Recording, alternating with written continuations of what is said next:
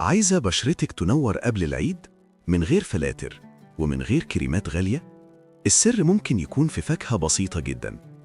آخر رمضان قلة نوم، سهر وحلويات كتير، وبيبان على بشرتك فورا. الفاكهة دي هي الفراولة.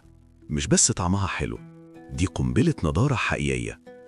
الفراولة غنية جدا بفيتامين سي، وده بيساعد على إنتاج الكولاجين الطبيعي اللي بيخلي بشرتك مشدودة ومشرقة.